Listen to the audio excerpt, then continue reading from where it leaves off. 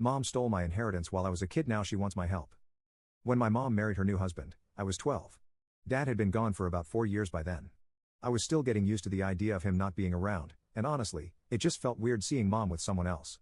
The new husband wasn't bad or anything, and he seemed okay enough. But things changed when he moved in, bringing his toddler daughter with him. The little girl was maybe 2 or 3, and right from the start, she was like the center of their universe. Suddenly, everything in our house started revolving around her. I was still dealing with losing my dad, so it wasn't like I was super excited to suddenly have this new family thrust upon me. I mean, it was only 4 years since Dad died, and I was still trying to figure things out. I'd catch Mom looking at me, almost like she felt guilty, but she never really said anything about it. We just kinda went through the motions of trying to blend as a family, but it felt awkward, like we were all just pretending to be okay with everything. The one thing I had left of my dad though was his engagement ring. That ring had been in our family for generations. My grandma gave it to him, and he'd always said it was meant to be passed down. It was the last piece of him that I could hold on to. A bit of family history I could keep close. I wore it on a necklace because it was a little too big for my fingers. Every time I looked at it, it was like a little reminder that Dad was still with me somehow. About a year after Mom remarried, her new husband's daughter, the toddler, was diagnosed with a rare form of cancer. I didn't really understand what that meant back then, but I knew it was serious. The mood in the house went from tense to just heavy.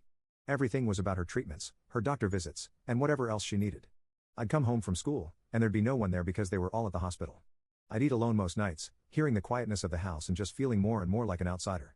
Then came the day when Mom sat me down in the living room with that serious look on her face. She told me they'd found an experimental treatment that might help the girl, but it wasn't available nearby. They'd have to stay somewhere else for a few months, and the costs were insane. Her new husband's family wasn't in the picture, and they didn't have much savings. So they were looking for other ways to pay for it. She looked at me all serious and asked if we could sell Dad's engagement ring. I didn't understand at first. Like, what did that have to do with anything? That ring was mine, left to me in his will. It wasn't just some fancy jewelry to sell whenever. It was like the only thing I had left of him. When I told her that, she sighed, then said something like, "This treatment could save her life. It's not like it's just for fun or something."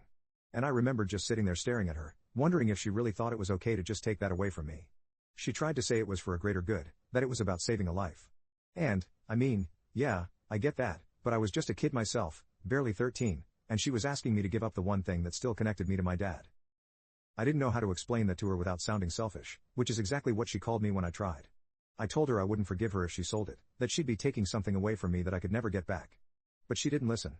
The next thing I knew, the ring was gone, sold off for $14,000. $14,000 was all it took for her to sell away the last thing I had of my dad. She tried to talk to me about it later, but I wouldn't hear it. To me, it was like she'd just stolen something that didn't belong to her, something that meant way more to me than she'd ever understand. After that, things got weird between us. I pulled away from her, started keeping to myself more. I'd see her with her new family, with her husband and his daughter, and it was like watching her live this new life that didn't include me. Every time I looked at her, I felt this anger building up inside me. I'd catch myself wanting to scream at her to tell her how much I hated her for what she did, but I held it in. I figured it didn't matter. She'd made her choice. For a while, I just tried to focus on school and friends, anything to distract myself. But that feeling of betrayal didn't go away. I'd come home every day, see them all together, and feel like an outsider in my own house. She'd already chosen her new family over me, and that ring was just the final proof of it. Even when they'd go off for her treatments and leave me home alone, it wasn't like I felt relieved. I was just there in this house full of memories that didn't mean anything to anyone else. I stopped talking to her about anything important. If she asked about school, I'd just give short answers. When she'd try to make plans to do something together, I'd brush her off, pretending I was busy or didn't feel like it.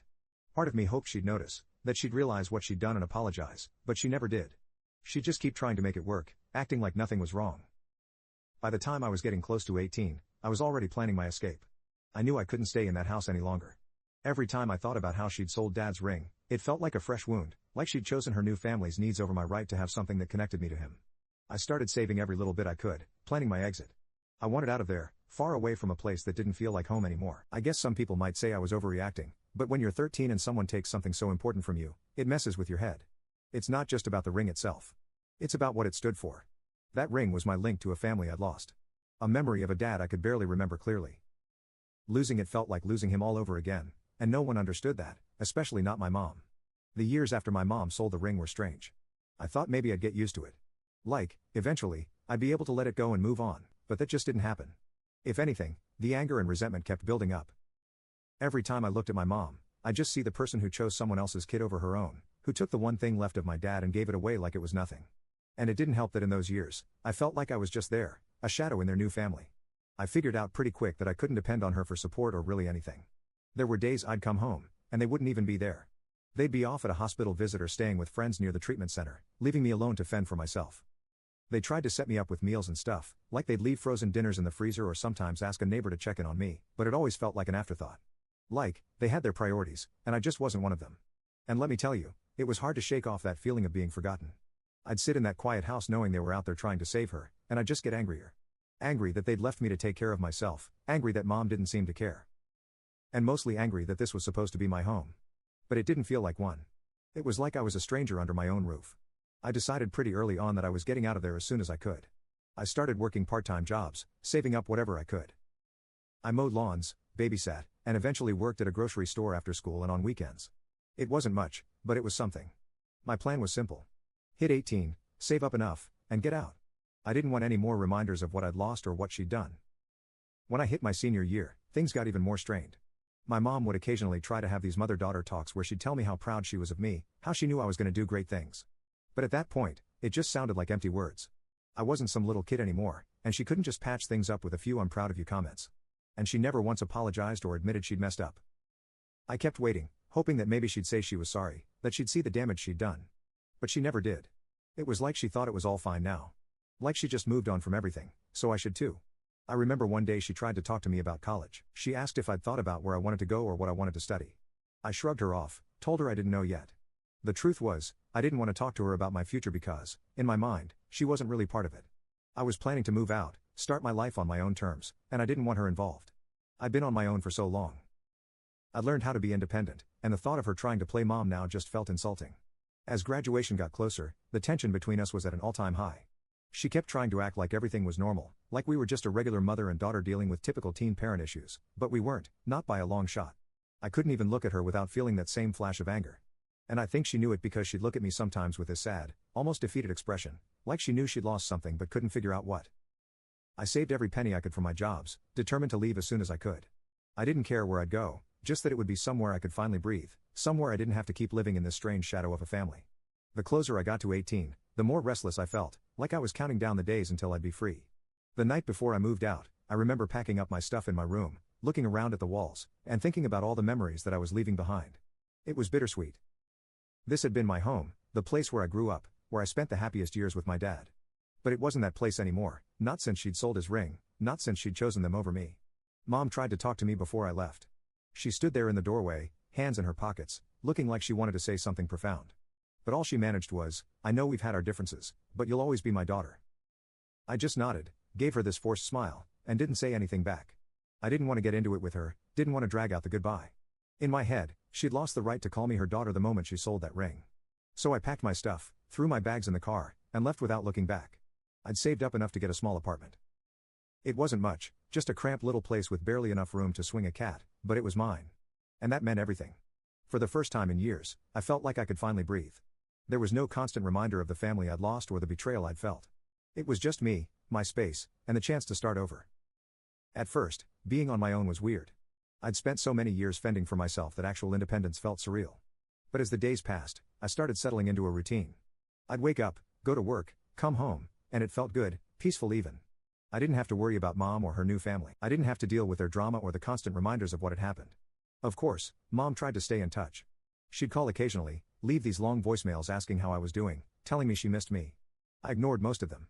Sometimes I'd listen, but only out of curiosity. Part of me kept waiting for her to say she was sorry, that she'd realized she'd messed up and wanted to make things right, but that apology never came. It was always the same old, "I miss you," or "I just want to hear from you." Like, she couldn't understand why I'd left or why I didn't want to talk to her. After a few months, I got my first real job, something that paid enough to let me keep the apartment and cover my bills. Life was simple, and I liked it that way. I didn't need anyone's pity or help. I'd made it on my own, and I was proud of that. It wasn't until much later that I realized just how much leaving had changed me. I was tougher, more guarded. I didn't let people in easily because I knew what it felt like to be betrayed by the ones you trusted most. But even with all that, there was still this tiny part of me that wanted closure, that wanted to know if she ever regretted what she'd done. But I wasn't going to wait around for that answer. I'd spent too long waiting on her to do the right thing, to be the mom I needed. I was done with that. Moving out wasn't just about getting my own space. It was about finally letting go of everything that had held me back. And as far as I was concerned, that was the best decision I'd ever made. I'd been on my own for a while by then. I got used to the peace, the independence, and, honestly, I didn't miss them. There was a certain freedom in being able to live without constantly thinking about family drama or wondering if mom would ever apologize. I was finally past it, or at least I thought I was. Then one day, completely out of the blue, I get a call from my mom. I'd almost forgotten what it sounded like when she said, "Hi, kiddo," in that awkward, fake cheerful voice she used whenever she had bad news. She didn't waste any time before diving into the reason for her call, telling me her husband's daughter was sick again, that the cancer was back. She sounded strained, like she was already bracing herself for what she'd have to ask. And I knew deep down that there was only one reason she'd reach out after all this time. Turns out I was right. After all these years, she was asking for money. My own mom was calling me, not to apologize, not to make things right, but to ask for a handout to help her new family. She gave me this whole speech about how they were drowning in medical bills, how things were tight, and that every little bit would help. She mentioned the money she'd saved up for me before she got remarried. It wasn't a lot, just a few $1,000s she'd set aside for my future back when I was little. But she was hoping I'd pitch in. It felt like a slap to the face. I asked her straight up why she thought I'd want to help after everything. She stumbled over her words, trying to explain that she thought maybe enough time had passed and that surely I didn't still hold a grudge. She said it was for a good cause, that I had the chance to make a difference. Like this was all some noble gesture, not another way for her to bail herself out of the mess she made. I didn't hold back. I told her exactly what I thought, that she had no right to ask me for anything after selling my dad's ring. I said it was insulting that she even thought I'd consider it, especially after she'd never bothered to apologize. She kept trying to say I was being unreasonable, that I should let go of the past. She sounded like she genuinely believed I was in the wrong for being upset about the ring. And then she started bringing up her stepdaughter's condition, saying how she didn't deserve this and how I should be compassionate. I told her compassion goes both ways. I reminded her how she chose them over me, over my dad's memory, and then acted like everything was fine afterward. She got quiet, which I thought meant she'd finally understood. But, no, she just sighed and said, "I wish you could let it go." That was the moment I knew she'd never really get it. Then her husband started calling me. He'd text, leave voicemails, even send emails, all trying to guilt trip me. He'd say stuff like, "It's not about you, it's about saving a child's life, and we're family. We should help each other." I guess he thought that bringing up the family card would somehow make me cave, but honestly, it had the opposite effect. Every message just reminded me how they'd thrown me aside when I was still a kid. I was family now that they needed money, but back then, I was just an inconvenience to be brushed off. After ignoring him for a while, he tried a new approach. One day, he left this long, drawn-out voicemail about how the ring had saved his daughter's life and how I should be grateful that it went to something so meaningful. The audacity of it left me speechless. He was seriously trying to twist it like I was the bad guy for wanting to keep my dad's last gift. I didn't even respond to that one. I just deleted it and blocked his number. It didn't end there, though. Somehow, he got the rest of the family involved. Aunts, uncles, even cousins who barely knew me growing up, they all started chiming in. Some messaged me directly. Others just posted passive-aggressive stuff on social media about family values and putting others first. It was a circus, and it was exhausting. I ended up deleting a bunch of my social media profiles just to get some peace. One night though, I got a message from my grandmother. She's usually pretty chill, keeps to herself. But this time, she'd clearly been roped into the mess. She wrote this long, awkward message about how family needs to stick together and that my mom's stepdaughter was going through an unspeakably hard time. I felt bad for her, but I was tired of being guilted. I sent a simple reply explaining that my mom had already chosen her family years ago when she sold the ring and that she didn't get to come crawling back now just because they were short on cash. She didn't respond after that, and I could tell it had stung, but I wasn't about to apologize for setting boundaries. Things hit a new low when I ran into my mom's husband in public. I was grabbing some groceries, minding my own business, and he just appeared out of nowhere, standing right in front of me in the middle of the aisle. At first, I thought he'd just walk by or pretend not to see me, but no, he went straight into his speech about how selfish I was, how disgusting it was that I could even think about keeping the money while his daughter was fighting for her life. I was done holding back. I told him that the ring had meant more to me than he or his daughter ever could, and that he was lucky I hadn't taken legal action when my mom sold it. I reminded him that it was my right to keep whatever money I had and that if he needed funds so badly, there were other ways to get help. He looked at me like I was the devil, muttered something under his breath, and stormed off. I could feel people staring, but I didn't care. I wasn't going to let him bully me into giving up the last bit of security I had. Walking out of that store, I felt weirdly relieved. For so long, I'd held all that anger in. Let it simmer under the surface. But finally, I'd stood up for myself. I'd drawn a line, told him exactly where I stood, and didn't back down. And, yeah, maybe it felt a little ruthless, but it was better than just sitting back and letting them guilt trip me. After that, things quieted down for a bit. The call stopped, and I didn't get any more messages from random family members. I think they realized I wasn't going to budge. But there was still this nagging feeling, this little voice in the back of my head that kept asking if I was in the wrong. I mean, yeah, they'd hurt me, and they had no right to ask for my money. But part of me still wondered if I was being too harsh. Maybe I'd just gotten so used to being angry that I'd forgotten what it was like to feel anything else. It was a hard thing to shake, that guilt. Even though I knew I hadn't done anything wrong, I still couldn't help questioning myself. That's the thing about family. They know exactly where to hit you, where it'll hurt the most. And even when you're standing up for yourself, there's this part of you that wonders if they're right. But in the end, I had to remind myself that I'd spent years putting up with their choices, their disregard for my feelings, and I wasn't going to let them pull me back in. I'd finally started to build a life for myself, and I wasn't about to let them tear that down just because they didn't like my answer. So I stuck to my guns, blocked them again, and moved on. At least, that's what I kept telling myself I was doing. After the grocery store confrontation with my mom's husband, I thought things might finally calm down. I told him straight up how I felt, and I figured that maybe, just maybe, they'd get the message and leave me alone. But if anything, things only got worse. Within a few days, it was like the whole extended family had decided to form some kind of intervention. Everyone suddenly had an opinion on what I should do and how I needed to make things right.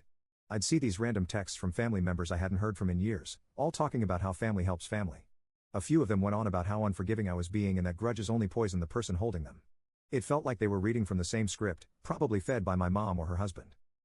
It was like they turned me into the villain, the person who was too cold-hearted to help a sick child, which wasn't even close to the truth. The worst part was when they started tagging me in posts on social media. I'd see these guilt-trippy quotes on my feed, like, "When we're gone, all we have is family," or "A heart that forgives is a heart that heals." I'd roll my eyes so hard I could practically see my own brain. Eventually, I decided to delete a bunch of them. I didn't need that kind of pressure or manipulation. But, of course, that led to more drama with people messaging me saying stuff like, "How could you delete me? You're acting like a stranger to your own family." It got so ridiculous that I just started ignoring everything, but they kept pushing. A few days later, I got a long email from my mom's sister, who I barely spoke to even before all this. She wrote about how family was all we had in this world and that I should show some compassion. She actually had the nerve to tell me that I was too young to understand, as if I hadn't lived through my own experience and had my own feelings about it. It was like no one could see my side, like I was just supposed to put aside years of hurt and betrayal because they suddenly decided it was convenient.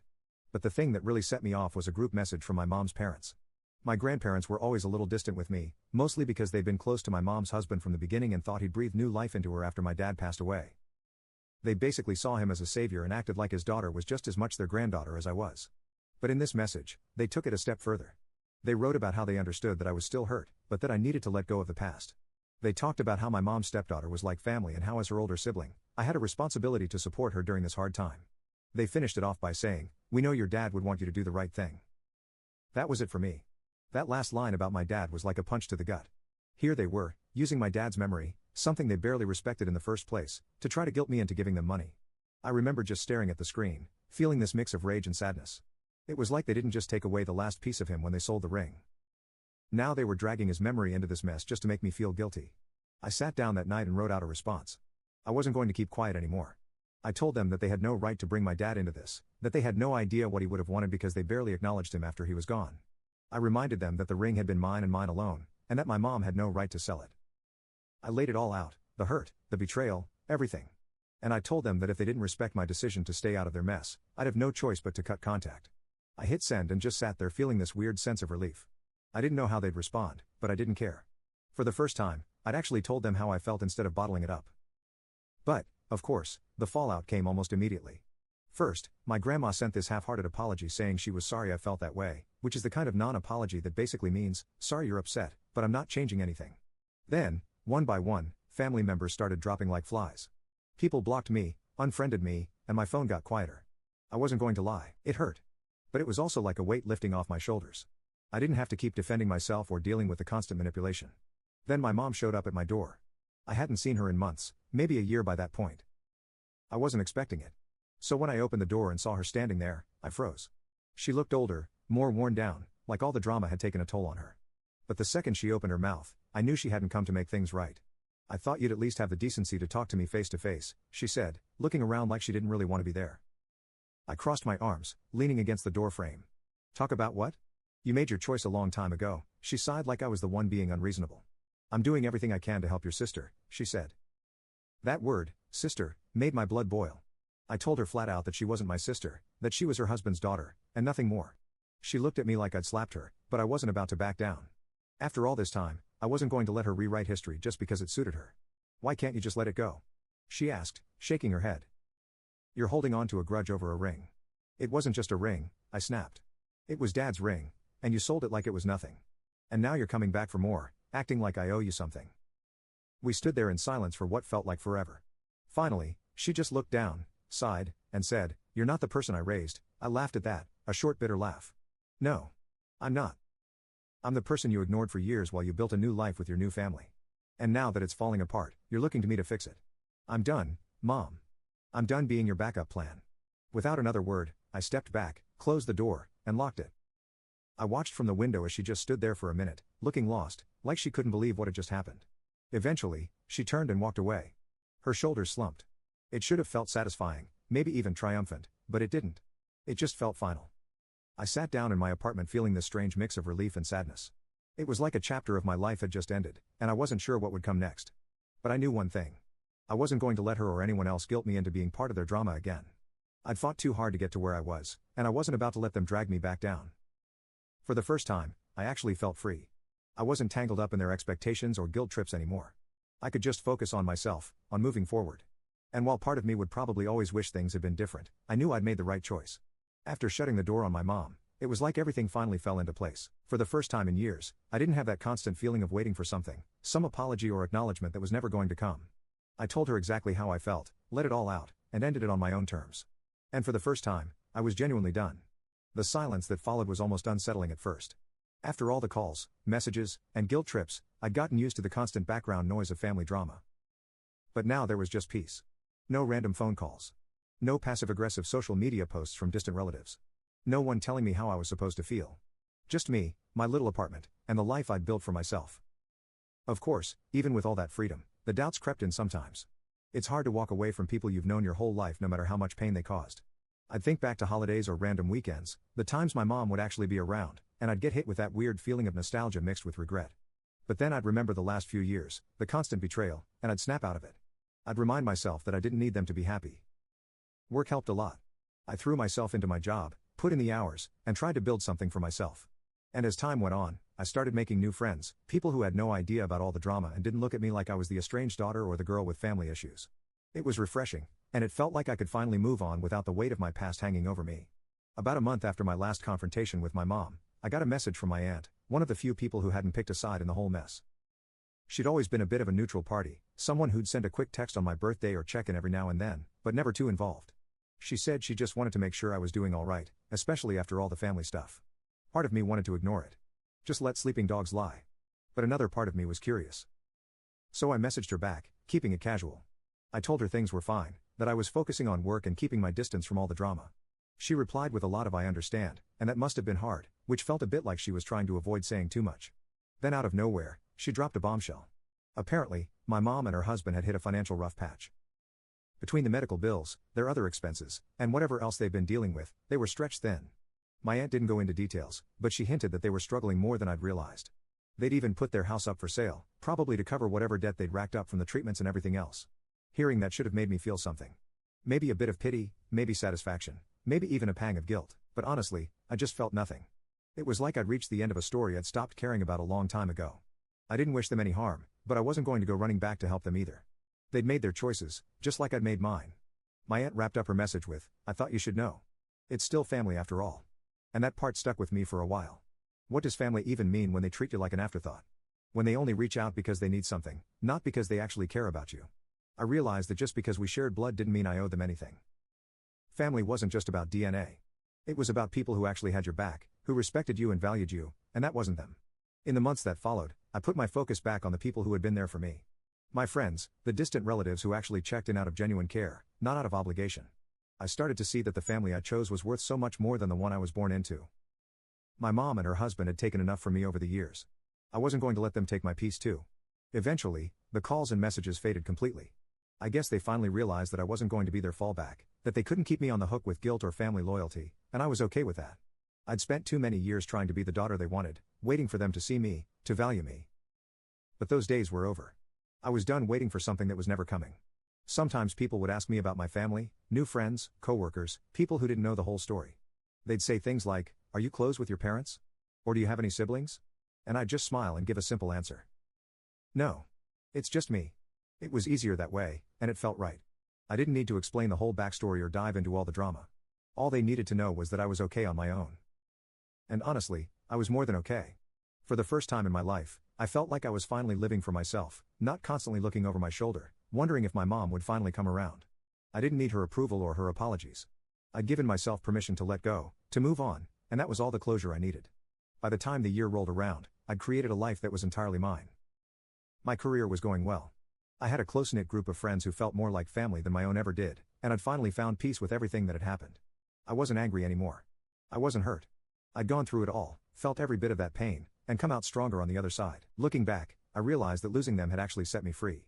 It forced me to find strength I didn't know I had, to stand up for myself in ways I never thought I could. And while it hadn't been easy, it was worth it. I was finally living on my own terms with people who actually cared about me. So here I am now, finally closing that chapter for good. No more wondering what if, no more waiting for apologies that would never come. Just me, living my life, free from all the weight I'd carried for so long. I may not have the family I once imagined, but I have a life I can be proud of, and that's enough for me.